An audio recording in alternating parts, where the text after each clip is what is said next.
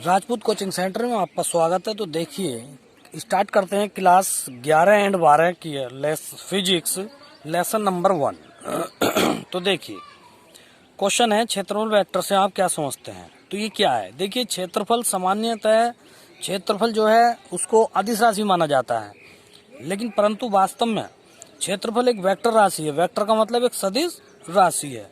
Vector का मतलब जैसे क्षेत्रफल वेक्टर है तो वेक्टर को हिंदी में कहते हैं सदिश, यानी कि क्षेत्रफल सदिश से आप क्या समझते हैं, सदिश क्षेत्रफल से आप क्या समझते हैं। तो इसका उत्तर है कि सामान्यतः क्षेत्रफल जो राशि है वो अदिश राशि है, यानी स्केलर है, लेकिन वास्तव में क्षेत्रफल को सदिश राशि कहा जाता है, जिसमें परिमाण के साथ साथ दिशा भी होती है, क्योंकि अदिश में दिशा नहीं होती और सदिश राशि में दिशा होती है। जिस किसी क्षेत्र की दिशा उस पृष्ठ पर बाहर की ओर खींचे गए अभिलंब की दिशा के अनुदिश होती है। माना किसी पृष्ठ का क्षेत्रफल a है तथा इस पर खींचे गए अभिलंब के अनुदिश एकांक वेक्टर n कैप है, इसको n कैप बोलते हैं, ये एकांक वेक्टर कहा जाता है। तब क्षेत्रफल वेक्टर a बराबर, ये जो है वेक्टर के ऊपर जो तीर का चिन्ह है, ये ए के ऊपर तीर का चिन्ह, ये वेक्टर को दर्शाता है। जो सदिश राशियां होती हैं उनके ऊपर ये चिन्ह बनाया जाता है। ये इसका परिमाण हो गया ए। परिमाण का मतलब जैसे ये अंकों के अंक होते हैं, अंक गणित के अंक होते हैं, ये हो गया अंक, और एन कैप हो गई इसकी दिशा। तो अतः वेक्टर क्षेत्रफल वेक्टर की परिभाषा ये इतनी भी बन सकती है, कैसे, अतः वेक्टर ए बराबर ए एन कैप क्षेत्रफल ए को वेक्टर रूप में व्यक्त करता है, इसे वेक्टर ए को क्षेत्रफल वेक्टर कहते हैं। अगला क्वेश्चन है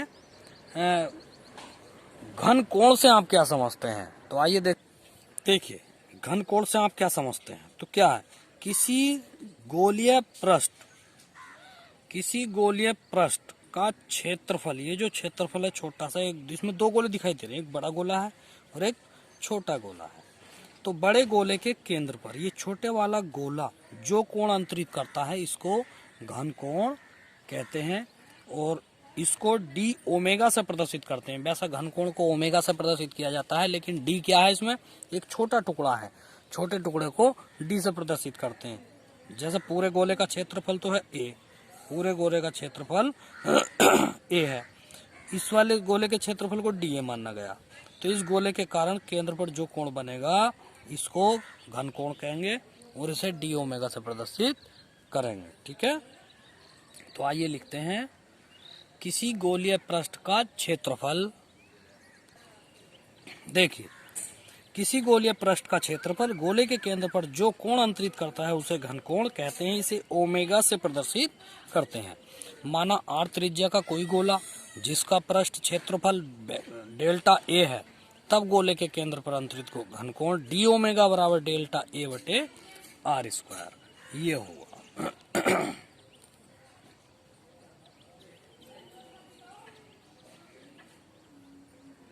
इसका एक सूत्र और है,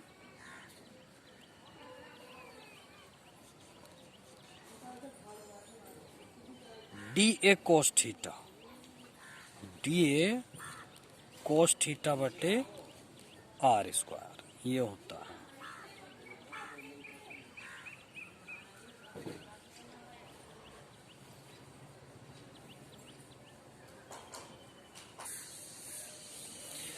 देखिए अगला क्वेश्चन है वैद्युत फ्लक्स।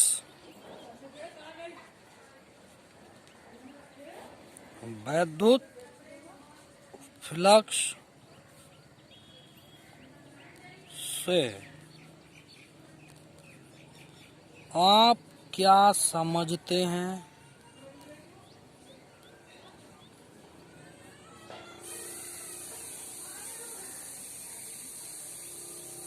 समझते हैं किसी पृष्ठ से गुजरने वाले वैद्युत फ्लक्स के लिए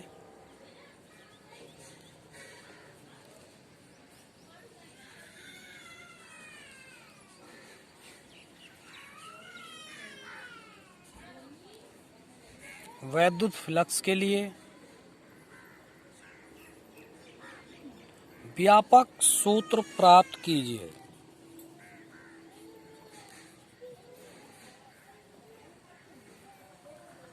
सूत्र प्राप्त कीजिए। तो आइए बात करते हैं वैद्युत फ्लक्स क्या है। तो देखिए,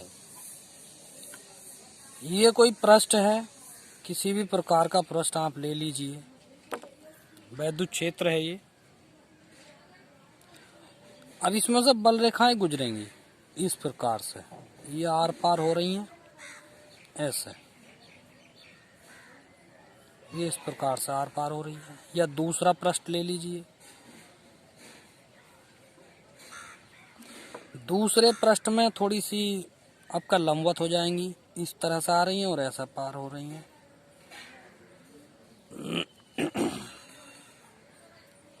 तो यही वैद्युत फ्लक्स है। तो कह सकते हैं वैद्युत क्षेत्र में स्थित किसी पृष्ठ से गुजरने वाली वैद्युत बल रेखाओं की संख्या को वैद्युत फ्लक्स कहते हैं। इस पृष्ठ का क्षेत्रफल A है, ये वैद्युत क्षेत्र E है, ठीक, ये वाला। तब वैद्युत फ्लक्स जो होगा वैद्युत क्षेत्र E तथा पृष्ठ के क्षेत्रफल के गुणनफल के बराबर होगा। इसका जो सूत्र बनेगा वो बनेगा EA, यानी E की और A की जब गुणा करेंगे तो वो वैद्युत फ्लक्स बन जाएगा। और वैद्युत फ्लक्स को फाई से प्रदर्शित करते हैं, ठीक है। तो आइए लिखते हैं, किसी वैद्युत क्षेत्र में स्थित किसी पृष्ठ से गुजरने वाले वैद्युत बल रेखाओं की संख्या को वैद्युत फ्लक्स कहते हैं। तो लिखते हैं वैद्युत क्षेत्र,